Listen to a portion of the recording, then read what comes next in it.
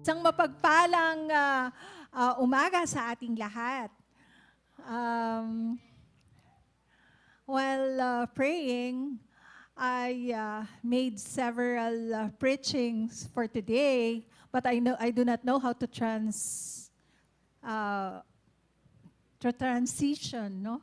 Pero right now, yes, there are inflation, prices of commodities rising, but we have a risen Lord. God is rising also with us. You are alive in Christ. We are all alive in Christ because He has risen from the death. Nakapanood ako ng isang documentary film last Good Friday, and na-amaze ako doon sa documentary film about Jesus. He was clothed, di ba, in the white linen. Pero alam mo, dun sa documentation na yon, billions of seconds, kung hindi pala siya, yung pag-rise ng Lord, hindi yung napupunit, hindi ganon. Parang in one split second, billions of seconds, hindi pa 1 second nawala siya dun sa cloth, no? How powerful our God is. We have a living God, and God is in us. No? Hindi siya nawala, hindi siya namatay para lang He will remain in the grave, but He rose again. He is the only God who rose from the dead. Not Allah, not Muhammad, but only Jesus. Only Jesus. Jesus is so powerful. No? At siya lang yung talagang nagmahal sa atin. Imagine that if you will go back to your reading about the crucifixion, how He was died, how he was crucified, sobra yung painful nun. And hindi lang pala yung tinik, yung koronang tinik ang nilagay sa ulo niya. Ang nilagay pala, sinuklob yung tinik sa buong mukha niya. How painful it was to a man who loved us, who was only sent by the Father to save us, to redeem us. Pero wala ganito tayo ngayon. We will not enjoy life in abundance, life in full of life without Jesus' resurrection. Kaya today, let's celebrate, no? Let's celebrate. Okay, magta-transit na ako dun sa aking mensahe today. Okay. God is our refuge and strength, no? Today we are gathering in a season where we feel heavy, no? Kung minsan kahapon ba 'yon? Nagpagas ako yung dating nag-times 2, no? Yung gas. Diesel 'yon, ha? Sabi ko, gano'n na pala? Ganyan pala? Ganyan kataas? Inflation is rising. Fuel prices are high. May apektado ba dito o wala? Oh, mukhang walang apektado. Ang yayaman ng taga-Jags go. Hallelujah! And daily expenses can feel overwhelming. Kahapon kausap ko si Sister Ana. Nagpa-deliver siya ng gas. Magkano ang sabi ng nagtitinda? 1, 2. Tapos, after a while, 1, 3, 50. Tapos, nung i-deliver na, how much? 1, 5 na. Grabe, wala pang ilang oras. Ganon kabilis. Oh, syempre, no? Nararanasan natin yan sa household, no? Magtataka. And yet, even in the midst of these challenges, we have hope. We have hope because God is our hope. No, amen? This theme, our God is refuge and strength. Ito yung while reviewing all those sermons, sabi ko, ito yung close sa heart ko ngayon. I don't know what. I don't know why. God is our refuge and strength. Ano ba yung refuge? Pag sinabi mong refuge, how do you understand refuge? Shelter? No? Shelter? Kanina I approached Pastor Joanne. How do you Ano ba yung pronunciation dito? Dito sa refuge, sabi kong ganyan. Mahase. Mahase. Sabi dito. Yung God is our refuge. It's a Hebrew term, literally means a shelter, a place of trust. No? Sabi ng mga ibang komentarista, kasi nag-aral nga ako, sabi ng commentaries, sabi niya, it's like a fortress or a safe haven where believers can retreat during life's storm. No? Yun pala yung fortress. Yun yung, and strength means, kuminsan this is unlike simple being strong. Hindi lang yun. This identifies God as an actual source of power for His people.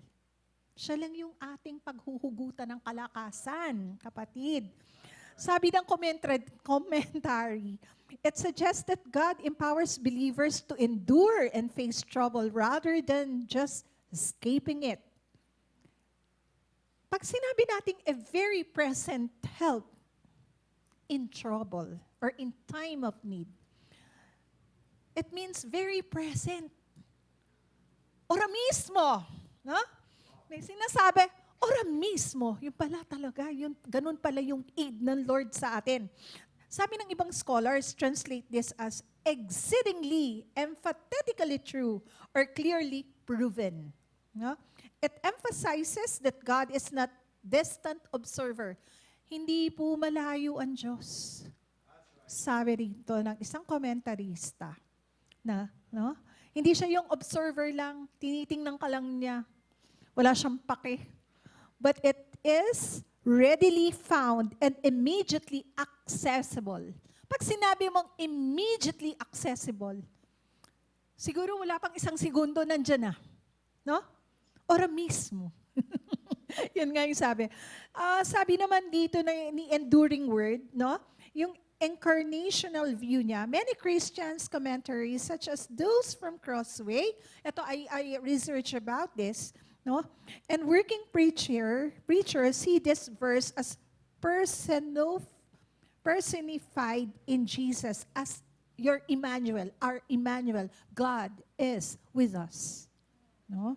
Representing God's own ultimate entry into human turmoil to bear our distress. Siya yun. Siya yung namatay sa krus at nabuhay magmuli.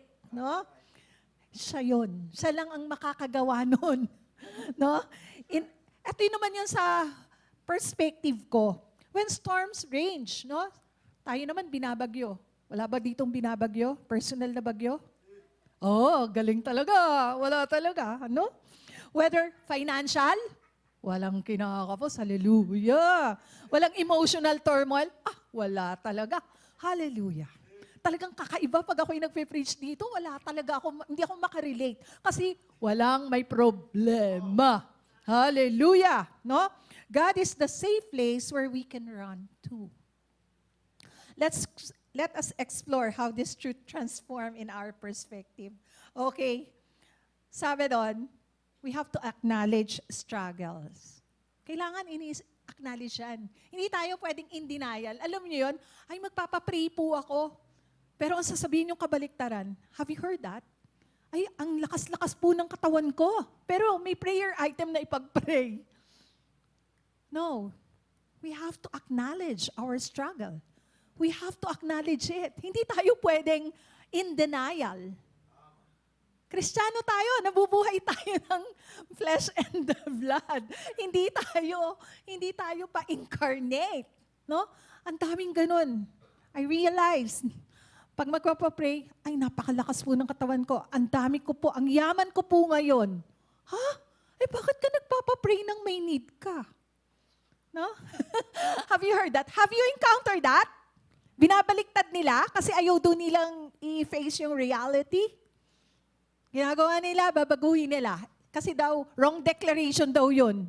Ha? Wrong feeling. In denial kapag sinabi mong, I'm well, pero you're not well. Let's be realistic, no? Tao tayo eh. Or hindi na tayo tao. Okay, let's acknowledging the struggle. Okay. It's okay to admit that things are tough. Sabi nga ni Pastor kanina, it's okay to feel the weight of bills. Sa iba, hindi nararanasan yung weight of bills, yung bigat, no? Yung gas prices, hindi ba nararanasan yun? And uncertainty. O lahat kayo, certain. Okay. Pero ang sabi ng Bible, hindi siya nag-expect sa atin na mag-pretend tayo that everything is fine. Don't pretend. Be real. So real. No? Okay. Think about Psalm 46 verse 1.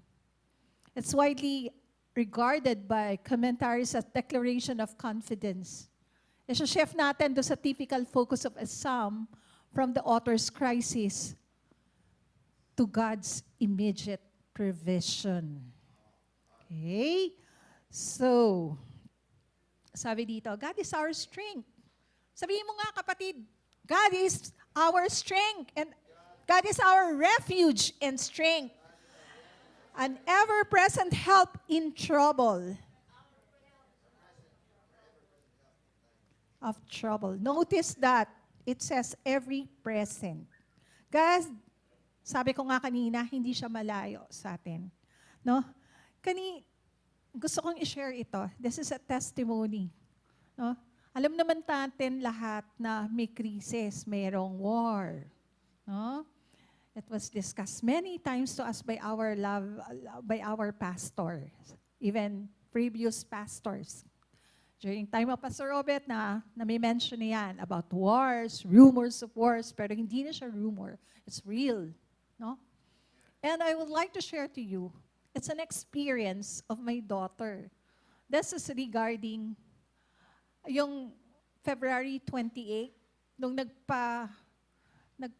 nagpadala ng missile sa UAE, sa Dubai. Sabi ko sa kanya, oh, what's happening there? Sabi niya, nagkakagulo dito kasi may missiles na nga, March 1. March 3, Monday. Sabi niya, Ma'am, papasok kaya ako? Sabi ko, wag muna. Sabi niya sa akin, sayang din yun. Kasi magbabakasyon tayo. Sayang naman kung absent ako ng Monday. Sabi ko, bakasyon ka muna one day. Alam mo niyo what happened? Doon sa Alcos, business center yan yung area yan. May bumagsak doon na debris. Wala siya, absent. The following week, meron na naman. Sabi niya sa akin, para akong ayaw pumasok na naman, Mama. Sabi ko, huwag kang tinatamad, masama yan. Sabi niya, parang ayaw ko yata talagang pumasok. Magliligpit na lang ako, impake and all. Total naman, magkikita tayo, mababakasyon. May bumagsak na naman, malapit doon. Eto na ngayon. Sabi ng mga kasama niya, office mates, may 2 Filipina and yung art director nila, iba-ibang lahi sila. Karen, matatakot ka kung nandito ka Hindi mo alam kung tatakbo ka o lalabas. Hindi mo alam pag may ganito pala na may bumabagsak na debris, sobrang lakas. Parang yung eardrum mo daw, parang sasabog ka. Kakaiba yung experience nila. After ilang days na naman, meron na naman, sunog naman, hindi naman debris, hindi naman missiles na bumagsak. May sunog. Pero ang palabas doon, meron daw bumagsak, pero wala sunog. Wala na naman siya. Sabi ko, nasan ka nung, pumunta ako ng bangko Hindi ako pumasok, nag-half day ako. Nangyari yun. On the 4th day, third week, hindi na naman pumasok, meron na naman nangyari. Sabi niya ng 2 friend niya, anong meron sa'yo? CIA ka ba? Alam mo kung saan, kailan lalabas at babagsak ang missile dito? Sabi daw niya, hindi. Kasi nanay ko yung unang nagsabing wag akong papasok. Ikalawa naman, tinamad talaga ako. Ikatlo naman, nagbangko ako. Hindi ako nakapasok ng umaga. Ikatlo naman, sabi niya, wala talaga ako mag-iimpake na ako, paalis na kasi ako. So ilang beses na may missiles doon malapit sa kanyang office? 4 times. I was telling her, hindi ka ba natakot? Meron naman siyempre, natatakot. Kasi sobrang fearful din yung kwento nila. Yung sinishare nila sa akin. Na hindi sila makatulog, nagkakaroon ng anxiety sila, aalis na ba sila ng Dubai? O maglilipat na sila, inaalok sila ng gobyerno na ililikas na. No? So sabi niya, hindi ako sasama dyan kasi hindi ko naman alam yung mga nangyayari sa inyo eh. Sabi ko, bakit hindi mo nga alam? Kasi di ba wala ako doon? Hindi ko na-experience yung mga bombang yan, yung mga ganyan, hindi ko na-experience yan. Sabi niya sa akin, Mama, alam mo, totoo talaga itong Psalm 46, sino ang shelter mo? Bomb shelter ba? Walang bomb shelter sa UAE. Hindi sila designed for that, unlike Israel. They can go to the bomb shelter anytime basta mayroong siren. Sa UAE, wala. Basement. So sabi niya, nung may malayo kasi dito sa amin kasi residential area kami, di sa Meydan yung kanyang place. Wala. Hindi naman dito ganun. Pero yung mga Iranians, sobrang sasaya nila.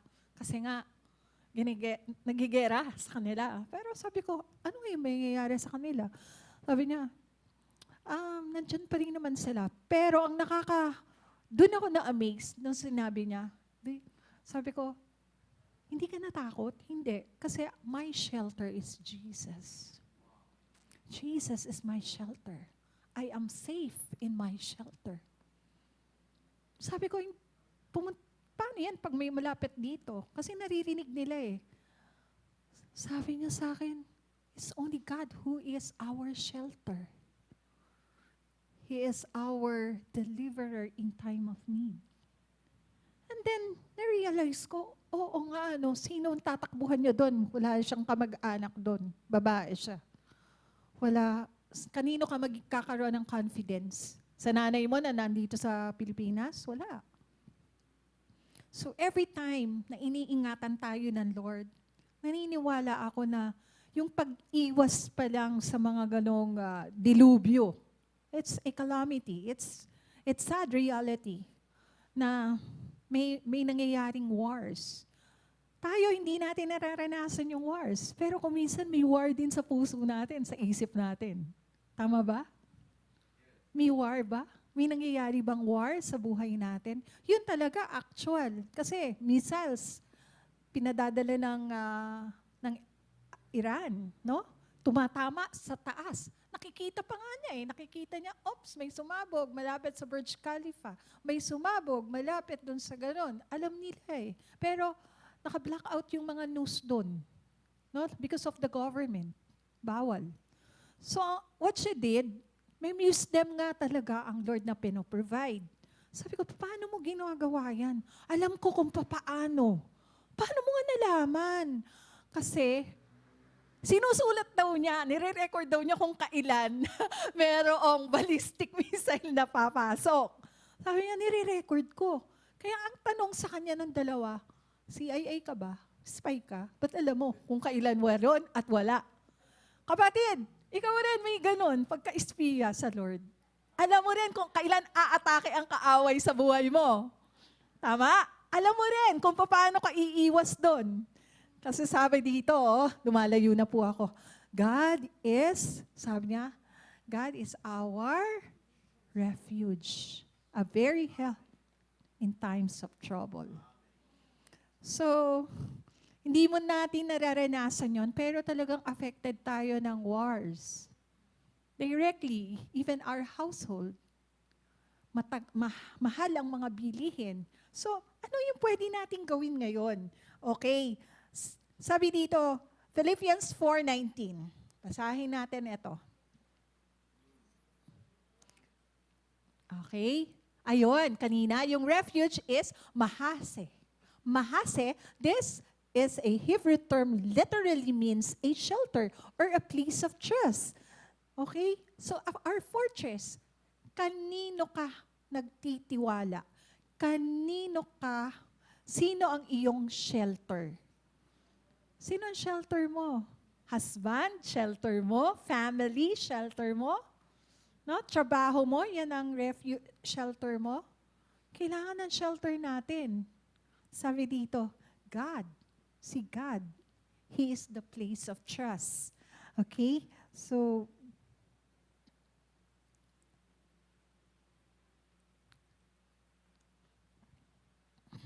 eto, yung trouble daw, dito, yung sa trouble, nirefer ito ng Hebrew root, refer to being in a tight spot or under severe pressure, a narrow place where one feels trapped. Alam mo yun, pag trap ka, wala kang way out, no? Yun pala yung trouble.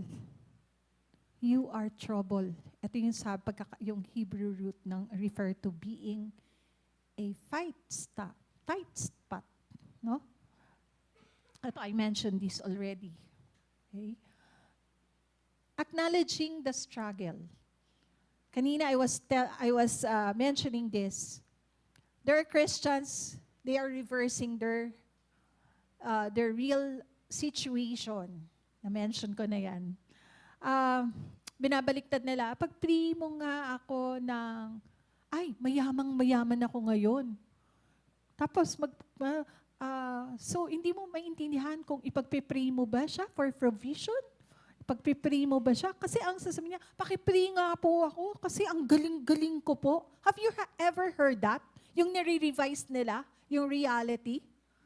Parang, ano tawag doon? Instead na yung nangyayari, yung actual na nangyayari sa'yo, binabaliktad nila. Kasi para daw power of words. Power of words. Pero yung reality mo, you're down. Hindi natin ma-accept. May mga ganun ako nung bago akong Christian. Yun ang tinuturo sa akin. Ay, wag mong sabihing wala ka. Ang sabihin mo, ang yaman-yaman ko ngayon. Sige nga, ipag-pray mo ako kasi kailangan ko nang magbayad ng kuryente. No? Kasi power of declaration, parang may something, kailangan sabihin mo yung real. Let's be real. No? Sabi niya, God is our refuge and strength and ever-present help in trouble. Okay? So, let's go to Philippians 4:19. Can you all read this? And my God will meet all your needs according to your riches in glory in Christ Jesus. Ang Panginoon, hindi kanyan papabayaan kailanman. Example, may trabaho ka naman, pero kulang ka post.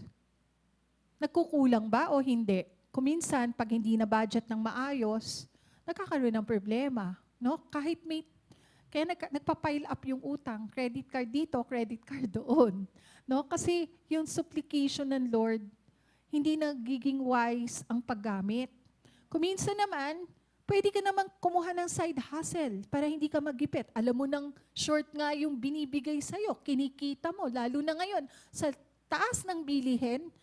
Sabihin natin, kumikita ka ng single ka, kumikita ka ng 30,000. May tinutulungan kang nanay na may sakit, may pinaaral ka.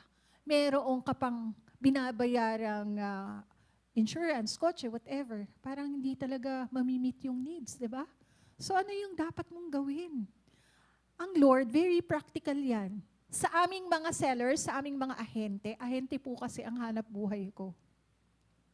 Pag kailangan na, pero mali yun dapat pinoplano mo Calculated mo yan. Kung dapat first month pa lang, alam mo na yung activity mo, yung naplano mo na. Kung meron o wala, diba? Kailangan gagawin mo yan araw-araw. Minsan, bago mag-open house, hirap na. Nagpukaka-problema na. Ayan, hihingi na sa Lord. Lord, may you supply all my need, may you supply clients for today or ng mga pangailangan namin.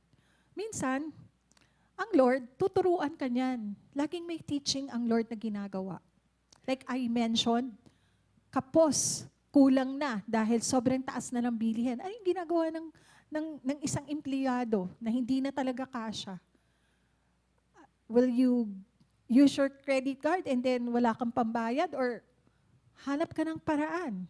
The Lord will supply. Pwedeng yung katabi mo pala, bibigyan ka niya ng pwede kang magnegosyo o pwede kang mag-part-time sa akin, di ba? O dyan ba sa 5 loaves of bread, meron bang part-time job dyan? O, di ba? Pwede naman. Di ba? There are ways kung paano imi-meet ng Lord. Hindi yung nandun ka lang nakaupo, nagngungoy-ngoy, Lord, provide nyo na po. Lord, nag-pray naman po ako, nagpa-pray pa po ako sa mga anointed intercessors. Bakit wala pa po? Kinwestiyon pa ang Lord. Kapatid, let's be practical nowadays. Hindi pwede tayong walang gagawin. Kasi pinagkalooban ka ng Lord ng karunungan, pinagkalooban ka ng Lord ng paa, ng kamay, para kumilos. Okay? Eto naman, nai-stress na dahil pag nandiyan na, maraming humahabol sa iyong kumpanya. Sabi nga ni Pastor Obet, maraming kumpanya ang naghahabol sa iyo. 3 kumpanya. Ano yun? Naalala niyo yun? Lagi ko naaalala siya pag ganyan 3 kumpanya ang naghahabol sa iyo. Oh, ano-ano yung mga kumpanyang yun? Number 1. Number 2. Number 3. Globe. Okay? Yung 3, major yan. Every month yan, walang patid ang mga kumpanya para habulin ka. My God, hinahabol ka talaga niyan. What if, dahil nga may nangyayaring ganitong economic crisis, ano gagawin mo? You find ways, no? Kasi the Lord will provide. No, hindi yan pwedeng babagsak lang sa'yo na, ops, hallelujah, may nagpadala sa akin ng, pwede din yun, may nagpadala ng 50,000, may hinipo ang Lord na nagpadala to pay off your bills. Pero iba-iba yung kaparaanan ng Diyos, no? Kaya kuminsan, ano yung nangyayari sa atin? Hindi agad din, mapapaisip ka, Lord, paano ko po malalampasan ito? Paano po ba, Lord, yumaman? Diba? Laging may ganyan tayong tanong. Hindi agad biglang yumayaman, but slowly, pwede. Pwedeng may unexpected bonus ka or side project na dumating or may new job opportunity. Nagsara yung kumpanya. Maraming nagsasara ngayong kumpanya. Marami po. Maraming naaapektuhan because of this crisis. Paano ang Lord magsusupply sa'yo? He will provide a new opportunity for you. During COVID, may friend kami, ang galing niyang magluto, nagamit niya during COVID. Hanggang ngayon, ang business niya, mga food. No? So, may paraan ang Diyos. No? Kuminsan may boss ka na tutulong sa'yo. No? Tatapiking ka. Nakapag-tuition na fee na ba yung anak mo? Hindi pa nga po Pero hindi ka humihingi. Pero bibigyan ka na lang ng check No? There are times naman, na-mention ko na ito, may anak ako na kapos ng pan-tuition fee. Pumunta doon, humihingi ng permit. Sabi niya, ay bayad ka na. May pilantropo dito na pumunta nung Christmas. Pati yun sa'yo, fully paid. Oh, di ba? Ganon mag-provide ang Lord. Hindi mo maarok kung ano yung kapangyarihan niya. No? Minsan naman, may sakit ka, nakaratay ka sa banig. Hindi mo alam, may dumalaw sa'yo, may nag-provide. O eto, pangdagdag mo sa ganito. Or, si Lord mismo, yung provider mo ng healing. No? Nagpo-provide ng healing ang Lord. Na yung dapat na kailangan ka pang gawa ng marami pang test na gagawin, biglang you're right away. Merong nag-pray sa'yo, pinadala ang Lord na magpipray sa'yo, gumaling ka.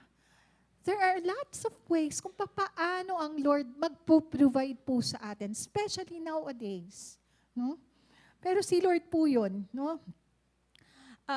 Parang sinabi na Lord, hindi talaga kita pababayaan, anak.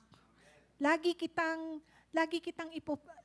kong ipo-provide yung lahat ng iyong mga kailangan. No?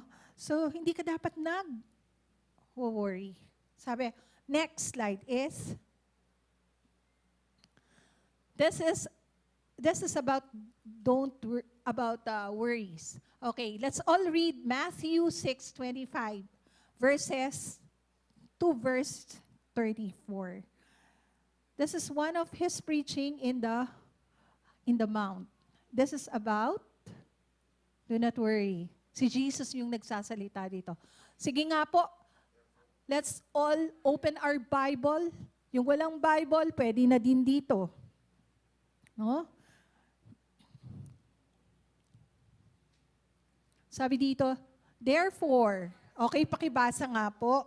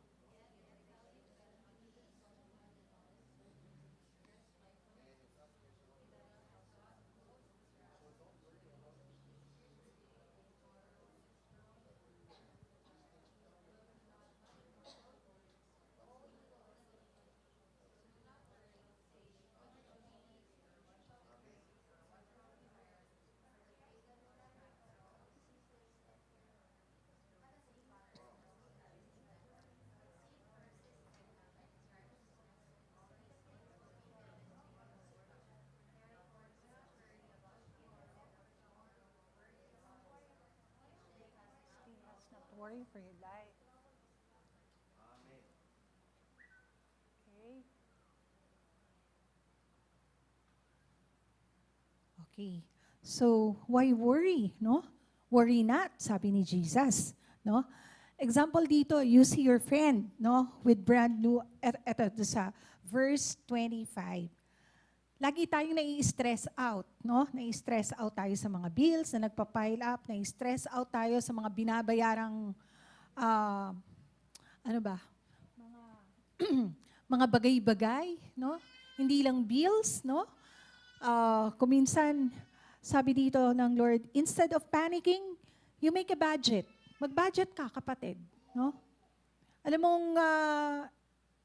mo yung pag-budget, plan. Planuhin mo. Hindi yung laging kapos. No? Planuhin mo.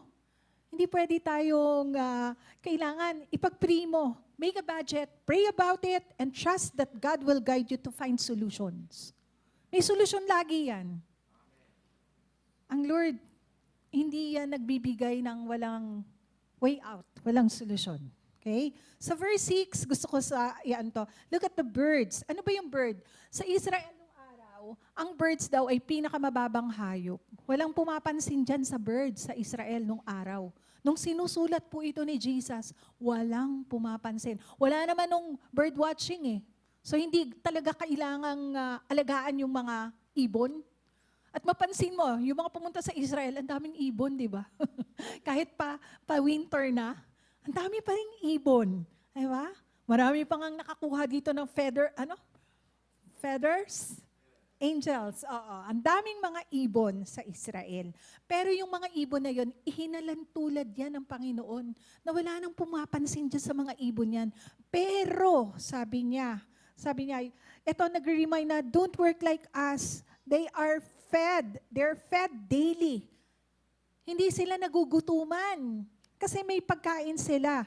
You can trust in small efforts and opportunities. Lahat ng mga small opportunities, magpo-provide niya ng Lord sa'yo. No?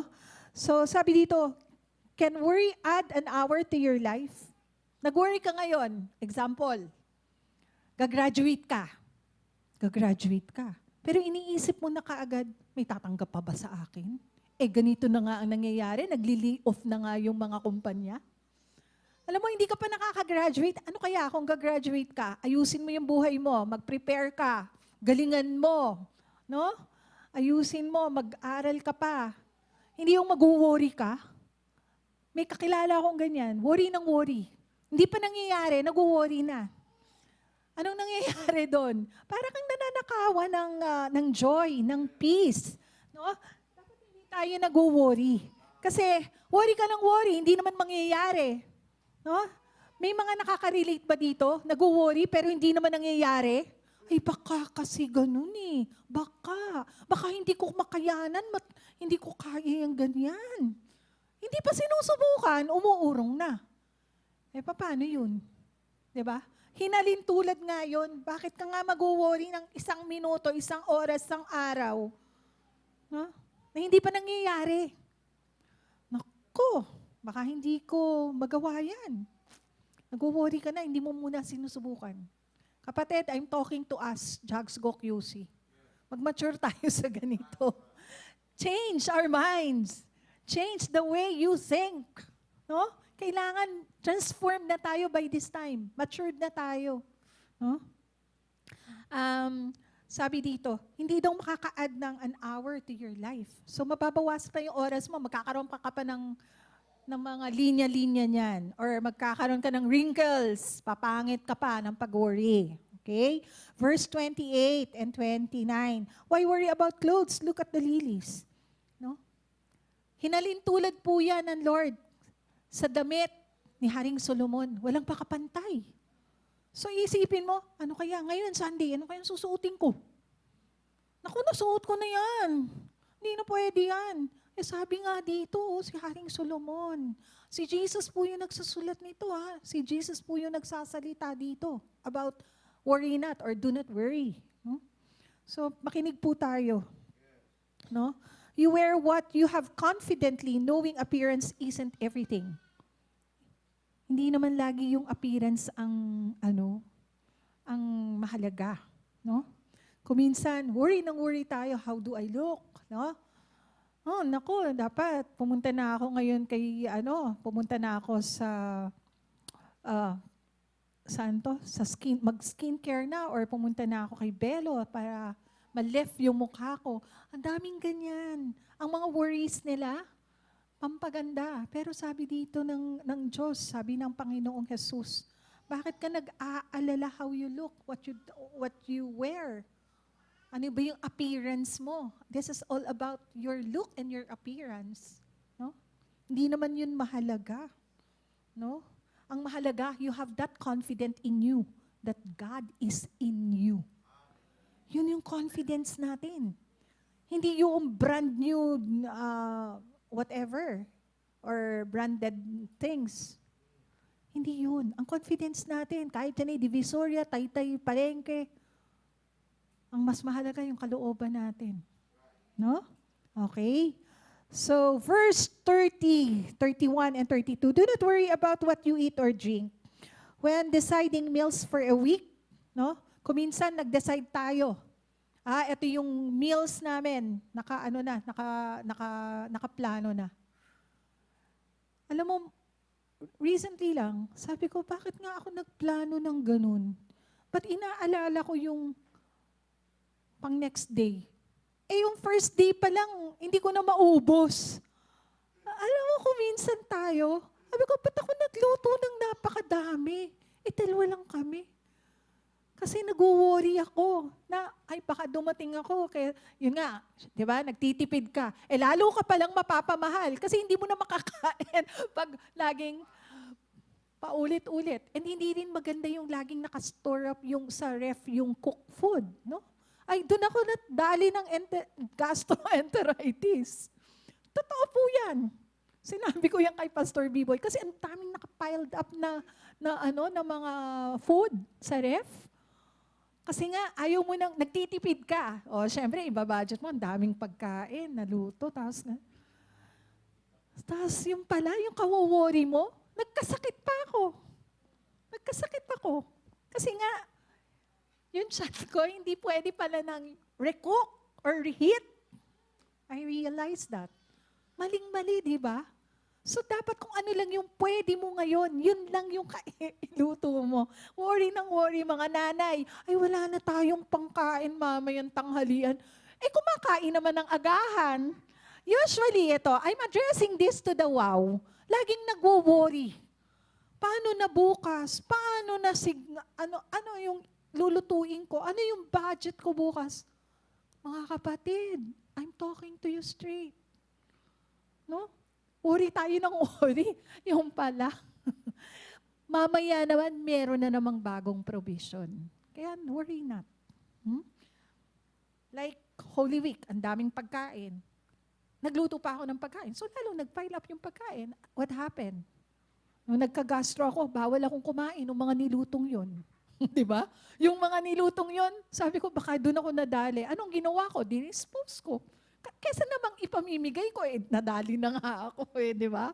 So, I learned this from the past week na, oo nga, no? Masyado kong nag-aalala. Hindi naman dapat, no? Kaya dito, verse 33, ang ganda nito, seek first the kingdom of God. Example, ha? You spend time each morning reading the Bible or helping others before scrolling the social media. Naging kagisna na ng mga tao ngayon. Every morning, ano yung unang binabanatan? Ano yung unang hinahawakan? Cellphone. Anong unang ginagawa? Nag-i-scroll. Nag-i-scroll. So, early in the morning, pagbukas ng mata mo, anong sasabihin mo? Kanina na-mention ni Pastor B-Boy. Yung pagising mo pa lang, blessing na yun. Huwag nating kalimutan. Thank you po, Lord, yun. Yung nakatayo ka, naka-urinate ka, nakalakad ka, blessing po yun. That you are well for that day. Huh? And, eto pa, pagkagising mo, yung baka agad news ang titingnan mo na mapupulyot ka? Or ang titingnan mo kaagad, ano ngayon ang sinend ni Sister Faye? Early morning! Totoo, ang aga, alas 3. O Sister Faye, ito. O, di ba? Ang ganda pong practice to. May Sister Faye early riser. Send. Jogs go fam. Di ba? Ano kaya kung yun ang una nating ginagawa? Salamat, Sister Faye. Reminding us today na yun dapat ang una nating ginagawa. Mag-scroll, magbasa tayo ng reading for the day. And then let's meditate on the Word of God. Ano ba yung sinasabi ng Panginoon dito sa chapter na to? Hindi yung baka naman basa ka lang ng basa, kinabisa mo na yun. Tapos wala ka namang nakukuha. Lord, ano po yung gusto mong i-reveal sa akin through this reading? No? Kasi yung scroll ka ng scroll, IG, Facebook, no? News. This won't help us. Ang una nating gawin, mag-scroll tayo ng Bible. Mag-scroll tayo ng Bible. Seek first the kingdom of God. Sa buhay natin, matanda ka o bata, estudyante ka o senior, seek first the kingdom of God and His righteousness. By prioritizing God, no, your decision became wiser. Nagiging wise ka. More. Diba? Nagiging wiser and life feels more aligned. Naka-aligned sa Diyos. Yung the whole day mo. No? Kung minsan nauunahan na tayo ng worries kasi hindi tayo nagsisik sa Lord. So, unahin natin si Lord. Para kung ano man yung mga worries na yan, humuhupa-hupa yan eh. Kung alam mo, kung minsan worries, nandito lang yan. Pero, nano-neutralize ng Word of God. Okay? So, do not worry about tomorrow. May mga kakilala ako, magsi-senior na. Naku, paano na yan? Di na tayo malakas kumita pag ganito, senior na. Ang daming worries, ano? Hindi ka pa nga senior, nag-worry ka na. Saan tayo titira? Baka yung bahay na, dapat magpagawa na tayo ng bahay medyo sa ground floor. Hindi, nakakaakyat ka pa nga ng 5 palapag. Yun na kagad ang ginagawa. Alam mo kung minsan tayo, ang hilig nating mag-alala. Huwag kang mag-alala, kapatid. Alam lahat ng Diyos yan. Kaya mo pa ngang maglakad eh. Bakit ayaw mo maglakad? Gumalaw-galaw. No? O minsan, teka muna, sayang yung energy ko, ha? Ang energy kinukonsume. Maglakad ka. Lumakad ka. Para tumibay yung mga tuhod. Lalo na pag matatanda na katulad ko. No? Pag pa-senior na, lalo ka pang lumakad para lumakas yung mga tuhod. Aantayin mo pa yung pagtanda. No. Kung ano yung pwede nating magawa, gawin natin. Huwag tayong mag-worry about tomorrow. Kasi yung tomorrow mo or kinabukasan mo, nasa kamay ng Diyos yan. No? So, sabi ko nga, you focus on today's work. Ano ba yung today? Ano yung para sa ngayon? No? Save ka ng save para sa mga anak mo, para maging maganda yung future nila. Lalo na, mga grown up na yung mga anak.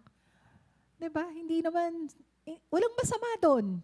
Pero, kung nahihirapan na yung katawan mo, hindi naman pwedeng laging ganun. Kailangan balanse. Bumalanse tayo. No?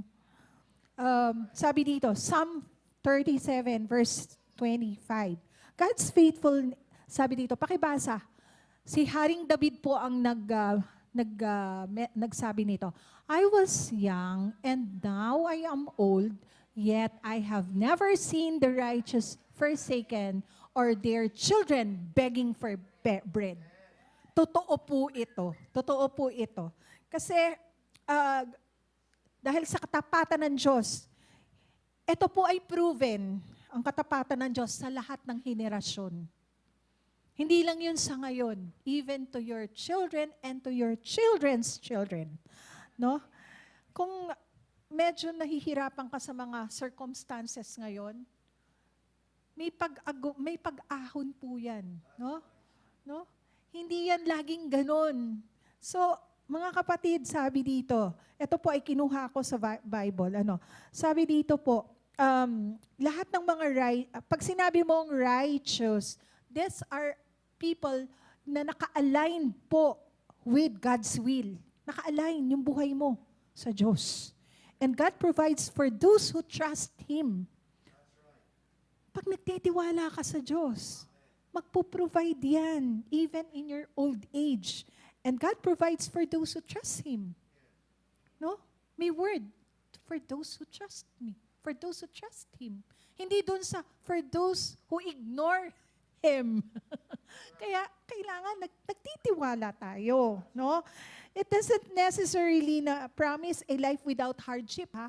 Hindi ko sinabing madali ang buhay. Walang madaling buhay. Hindi po madali ang buhay. Kahit yung mga bilyonaryo, hindi nila masasabing madali ang buhay. Mahirap po ang buhay. Life is hard, no? Pero, ito po yung affirmation ng Lord sa atin. Na He is faithful. He is faithful in sustaining His people. Tapat ang Diyos to sustain us. He is our sustenance. He is our source. Walang iba, kapatid. Walang iba. Sabi po dito, gusto kong i-share din to, yung generational blessing, no? Na-mention po dito yung their children. Pag tinignan nyo po yan. Yung children po, sabi dito, may spiritual and practical blessing of righteousness often extend beyond the individual. Hindi lang para sa iyo. Para din sa iyong anak at magiging anak.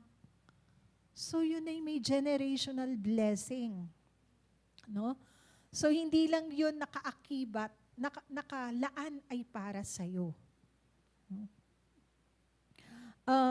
Sabi po dito, yung faithfulness niya, yung faithfulness ng Lord influences also your family. Pag nararanasan ng isang miyembro ng pamilya yung katapatan ng Diyos, di ba lahat nadadamay? Yung pamilya nakikita how faithful God is in your life. So ano yung nag-glorify? Sinong nag-glorify sa buhay mo? Pag nakikita ito dati, ganito lang to, pero ngayon, dahil sa katapatan ng Diyos. Imelda, hindi laging ganyan ang sitwasyon mo. Pwedeng yung mga apo mo, anak mo, ka-apo mo, matutunan mo lang ang pagsunod ninyong mag-asawa sa Lord.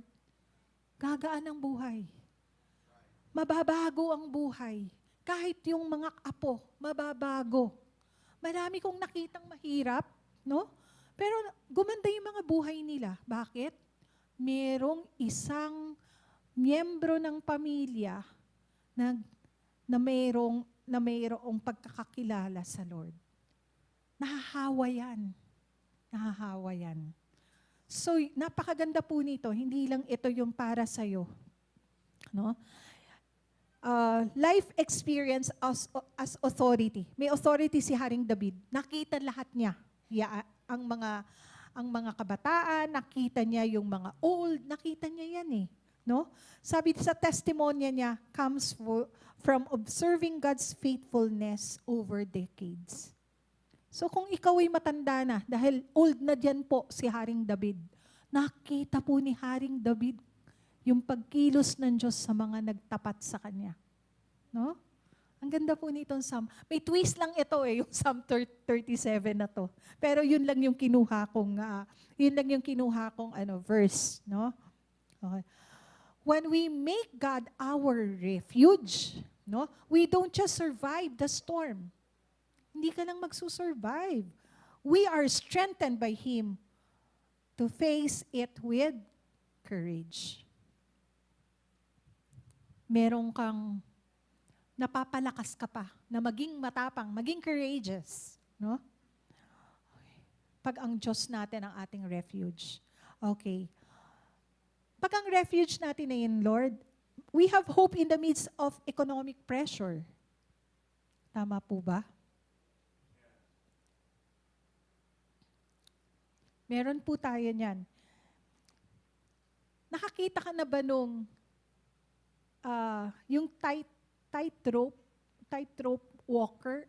Yung tightrope walker, yung may lubid. Yung may lubid na dalawa, tapos, di ba, hirap bumalanse doon? Ang hirap bumalanse doon. Pwede ka mahulog, madulas, or magkaroon ng imbalance. Pero doon sa ganun, merong net. May net doon eh. Yung net, pag nahulog ka, sasaluhin ka. Diba? Ganun po yung Panginoon eh. Yung sa description, yung parang kahit alam mong magkaroon ng imbalances, mahulog ka, may net na sasalo sa'yo. At that net is the Lord. Sasaluhin ka ng Diyos. No? If you, even may hope ka, may pag-asa ka. May pag-asa tayo in the midst of economic pressure. Naranasan ko po lahat yung crisis, 1997, sa edad kong ito. Bago pa lang yung mga anak ko, toddler pa lang, 1997, 2008, no? Plus COVID, naranasan natin yan. Etong crisis na ito, nararanasan natin yan. Lahat naranasan ko yan, napagdaanan ko yan. Pero bakit naman nakatayo pa rin ako sa inyo? Hindi naman ako, alam mo yon, laging may pag-asa sa Diyos. Noong 1997, doon ako nakakilala sa Diyos eh. Dahil may krisis. No? Nawalan ako ng trabaho, back-outs lahat yung mga benta ko dito sa Ortigas and sa BGC. Back out. Ang laking pera. Walang natira. Zero. Nag-resign ako sa advertising agency. May sweldo ako doon. Nag-real estate ako. Patay. 2025, okay pa. Boom. Bilis ng transition. 1996, nanganak ako doon sa youngest ko. 1997, tinamaan ako ng crisis. Economic crisis. No? Dumating ako kahit 5 pesos, yun lang yung pera ko. 100 pesos. Testimony ko to. Nakatira na ako noon sa Taytay kasi from QC, from Project 6, Road 2, Road 7, alam yan ni Miss. Neighbor yan eh. No? Our house is a corner house, still there. That's our ancestral house. Lumipat ako ng Taytay na napakaliit na bahay. No? Pero yun ay amin na. Nabili na namin yun kahit maliit. Crisis yun, 1997. Ang saya-saya ko pag may 100 pesos ako, may nagagatas ng gain. May nagagatas ng mga toddler. No? Hirap ng buhay, di ba? Tapos namatayan ka pa. Namatayan ako ng anak. Namatayan ako din ng tatay. Nagkaroon ng marital problems. Pero hindi ako pinabayaan ng Lord during crisis. Naalala ko yun eh. Pag may 200 pesos ako, 100 pesos, nakakabili ako ng maraming pagkain. Yung ayungin, 20 pesos lang yun, 10 piso, isang tumpok. Tapos ginagawa ko, alam mo yung maliliit na bata, pinakakain ko ng ayungin, susubuan ko. Nabuhay na naman, tumangkad nga, ay mas matangkad pa sa akin. No? Di naman, mukhang pinakakain ng ginatang biya. Oh, ayungin na, paksiw. Ang mura kasi, 10 pesos. Imagine that 200 pesos, kaya mo palang i-budget. Yung 1,000 pesos that time, ayaw ko na yung perang yun. Kasi nga, kumikita na ako sa real estate, no? Pag 10,000 yung pera ko sa wallet ko, sama ng loob ko, tapos dumating talaga ako sa crisis. 200 pesos. Nagbibilang ako ng coins. Pero God is faithful. God who I am serving is a good God. He is a great God. He is alive. He helped me kung papaano ako makaahon. Kung papaano niya ako tinanggal dun sa pit. Kung paano niya ako binuhay muli. No? It's my Lord. It's Jesus. Doon ko nakilala ang Diyos. Na totoo ang Diyos, buhay ang Diyos. Kapatid, patapos na ako. Right now, no? Kailangan lang, even in financial hardship, there is always a reason to be hopeful. No? Magkaroon tayo ng gratitude sa puso natin. Take time to notice the blessing you already have. Baka nakakalimutan mo. Ano yung mga blessing na meron ka? Gratitude opens the door for God's peace. No? Pag grateful ka, kuminsan yung naiisip mo, bakit wala akong ganun? Bakit ganun? Alam mo, ang tao, kung ano yung wala, yun ang hinahanap. So try to study how to be grateful. Bakit ako yung walang ganun? Lagi nakatingin sa kabila, sa harap, sa likod. Ba't sila? May ganun. Kung ginawa ko kaya yun during the crisis, ano kaya nangyari sa akin? Oy, baka naiba na yung buhay ko. Hindi ngayon si Sister Maricel nandito. No? Kasi yung hirap ng buhay na yon, marami mong pwedeng gawin eh. No? Pwede kang mag-decide ng mga na hindi naaayon sa kalooban ng Diyos. Ito rin yung 1998, crisis pa rin. Nakwento ko na rin to sa inyo. 3 yung magtutuition fee ko. Pwede ko naman patigilin yung toddler, yung 3 years old, yung 4 years old, yung 5 years old. Ang anak ko po ay ganun. Para akong may triplet. Kung nabuhay pa yung 4th child ko, may 4, quadruplet. Pero hindi inalaw ng Lord na mabuhay. Pero 3, no? May mga time ako na pupunta ako sa prayer, touch of glory. Sabi ko, Lord, 1,000 na lang pera ko, enrollment na. Last money in my ATM. Pero alam mo, ang ginawa ko, namasahe ako. Ang hirap pumunta nun sa touch of glory, ha? Baku-baku ang daan.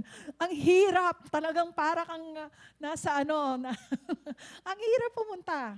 Pangit ang kalsada, ang layo, ang init. Pero talagang pumunta ako ng touch of glory. Nag-ayuno ako dyan 3 araw.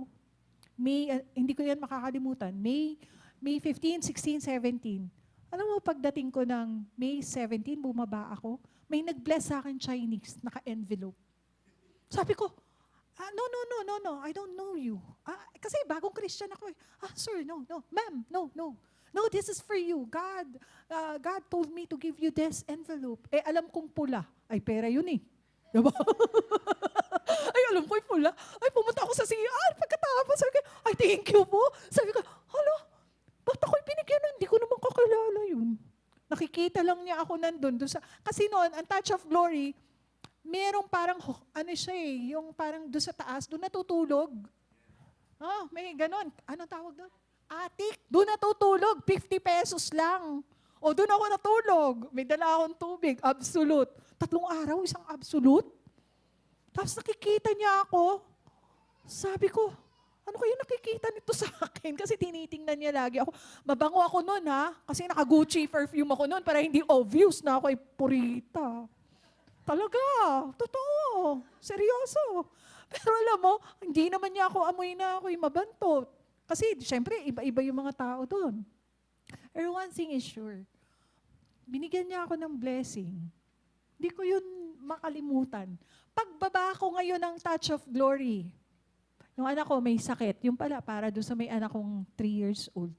Then, the following day, nagmaning ako. Sino dito ang nakakaalam dun sa Jardine Land? Greenwoods, dun sa Cavite. Si Pastor Bray, mayroong bahay ang auntie niya dun eh. Sa Greenwoods, Cavite. Nagmaning ako dun. Pag maning ko, may dumating. Sabi ng mga kasamahan ko, bakit mo in-entertain yan? Yaya yan, nandiyan ka driver. Sabi ng Lord sa akin, narinig ko, come closer to the client. Sabi ng tenga ko, client? Sabi nila, sira ulo mo, pag kinuha mo yan, mawawalan ka ng slot ng totoo. Sabi ng Lord, narinig ko, go closer, come closer to the client, assist them. Alam mo, ang sabi ko, good morning sir, good morning ma'am. Ang tsinelas yung kulay pula na sipit, anong tatak nun? Anong Spartan, hindi ko talaga. Tapos kalbo. Hala, sabi ko, good morning, sir. Good morning, ma'am. Welcome to Greenwoods, Cavite. Di? Welcome to Greenwoods. Di ganyan. Sabi niya, gusto ko makita yung model unit. Kaya lang, magka-ahente ako sa iyo, ha? Magre-refer ako, eh. Pero sabi ng Lord, ano sabi? Client. No? Sabi ko, pumunta ako, inikot ko na doon sa malalaking bahay. Malapit yun sa swimming pool, may puno ng mangga doon. Sa mga nakapunta, sinamin ni Pastor Bray doon, alam ninyo itong dinidescribe kong pavilion. Pagdating ko doon, sir, ito po yung, hindi, ang gusto ko sanang matingnan. Yung pinakamalaking bahay. Opo, talaga. Sa isip ko, sa kabilang isip ko, tutot kaya to?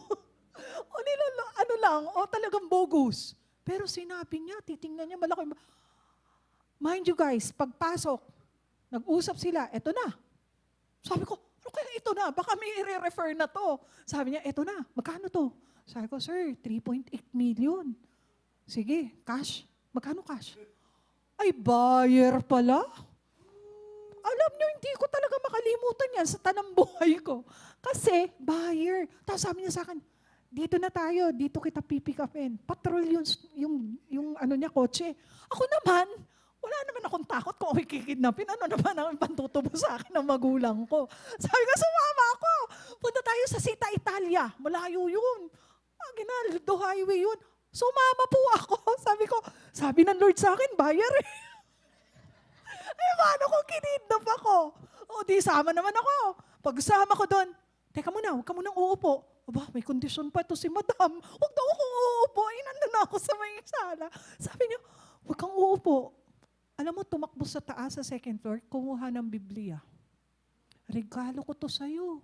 Halika, kakain muna tayo ng pansit bago tayo magpirmahan. Ay, hallelujah yun! Kaya kung kayo may pangangailangan, Lord, siya yung magpo-provide. Siya yung may hope in the midst of economic pressure. Ha? Huwag kayong give up. Alam nyo, hindi pa natapos doon. Isang bloke yung binili. Bakit? Lahat ng kapatid niya bumili. Sila pala yung nagbenta noong 1995 ng Tagaytay Highlands. Kanilang pinyahan yun. So naka-jackpot ako doon sa nagpanggap na yaya and driver. Well, glory to God. Merong voice. You listen, di ba? If you know the voice of God, you listen. Pwedeng iba yung binibigay ng mata mo, pinakikita sa'yo ng mata mo. Pero ang Diyos, buhay yan.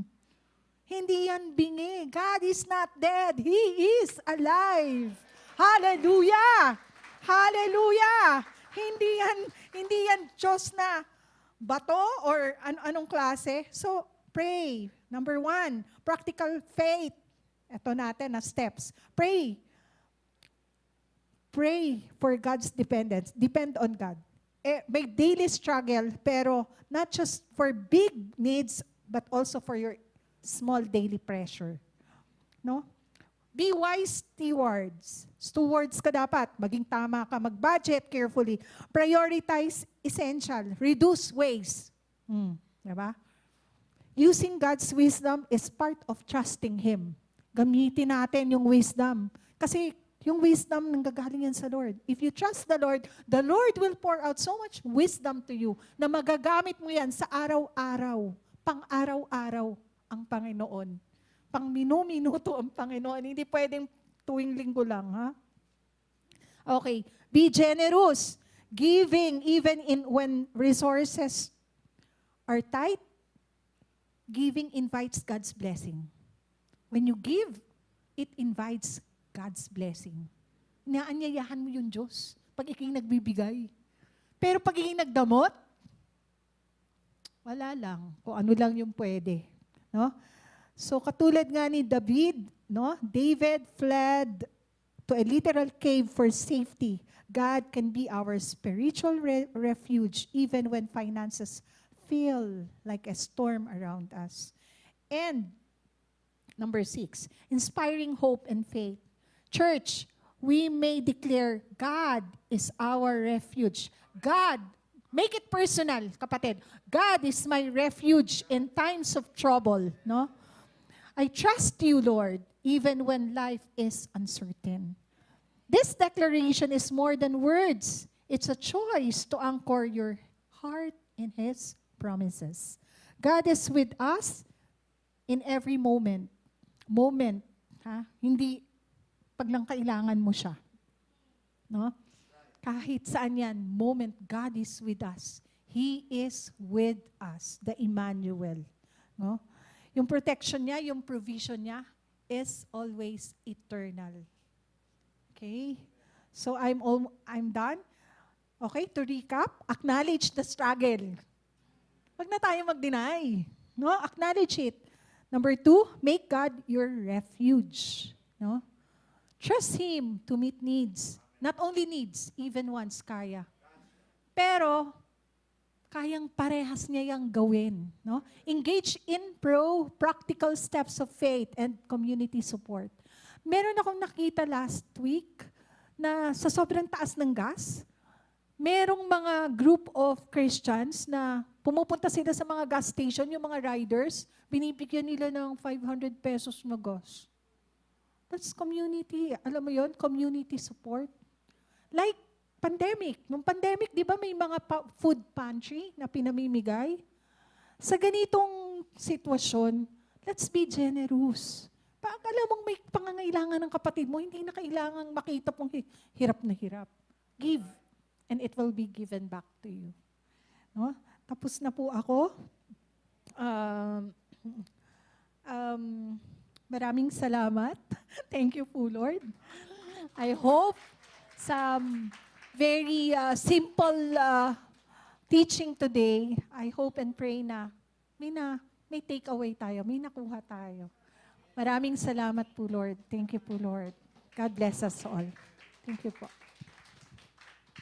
Hallelujah. The Lord is good. Amen. Hallelujah. Gusto ko po maunawaan ninyo sa panahon ng krisis, lalo na sa panahon ng krisis, I want you to remember something. In times, especially in times of crisis, Christ is. Are you with me? That is exactly what Psalm 46 said. He is the ever-present help in time of need. Sa aking version, sa NLT version, nasabi doon, He is always ready to help in time of trouble, in time of need. So, especially during times of crisis, Christ is. Pag sinabing present, ngayon, sa English, present, ang ginagamit na verb ay is. Kaya, crisis, Christ is the present help in time of need. Amen? Maraming salamat.